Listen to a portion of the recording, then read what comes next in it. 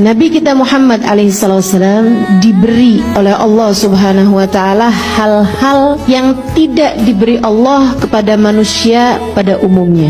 Imam Nawawi Al-Bantani dalam syair-syair ini menyatakan 10 keistimewaan baginda kita Nabi besar Muhammad sallallahu alaihi wasallam. Yang pertama, Nabi tidak pernah berihtilam. Mohon maaf saudaraku sekalian, tak pernah bermimpi basah. Nabi Muhammad tak pernah begitu. Kemudian yang kedua, Nabi Muhammad matasa'ab, tidak pernah menguap seumur hidup beliau. Nabi juga tak pernah buang angin.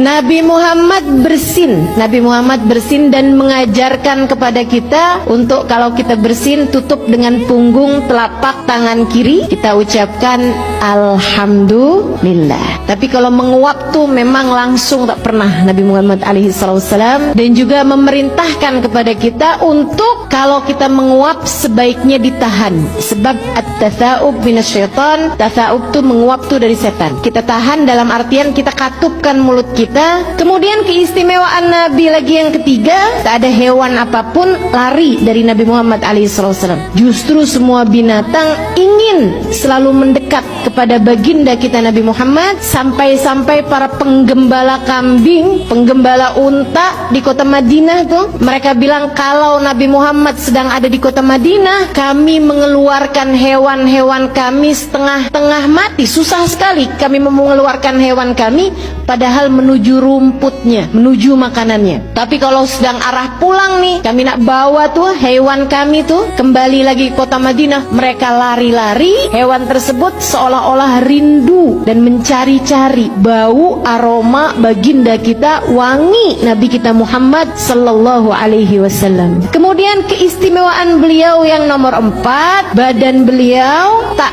pernah dihinggapi lalat, satu kali pun tak pernah. Meskipun misalnya keadaan tak memungkinkan beliau untuk mandi, tak pernah badan beliau dihinggapi oleh lalat. Kemudian yang nomor 5, beliau melihat ke arah belakang seperti penglihatan beliau ke arah depan. Keistimewaan yang lain, tak pernah terlihat bekas air kencingnya. Nabi Muhammad tak pernah terlihat bekas kencing beliau ataupun bekas kotoran beliau kalau langsung ke tanah ya. Seolah-olah tanah berebut dengan kotoran beliau sallallahu alaihi wasallam. Dan ini diriwayatkan oleh Sayyidina Ibnu Mas'ud. Jadi sekalian, Ibnu Mas'ud tuh dapat tugas untuk mengawani Nabi Muhammad alaihissalam, menjadi semacam asisten buat Nabi Muhammad alaihissalam dalam urusan-urusan pribadi beliau. Ibnu Mas'ud satu waktu ditanya sama para sahabat yang ingin tahu, wahai Ibnu Mas'ud, bagaimana Nabi kalau di tengah perjalanan, misalnya Nabi ingin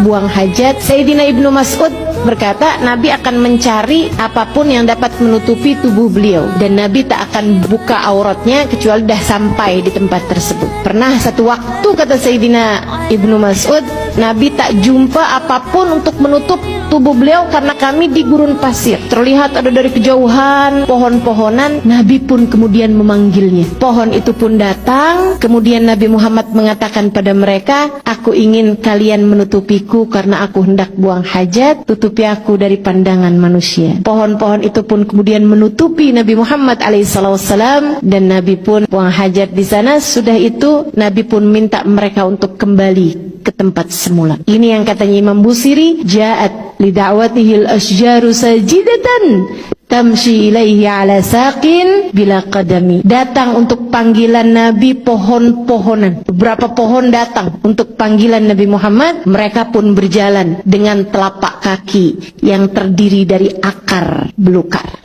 Saya jadi terfikir, jika pohon saja dipanggil Nabi datang, mengapa kita umatnya enggan untuk bersolawat, bersalam kepada Nabi Muhammad?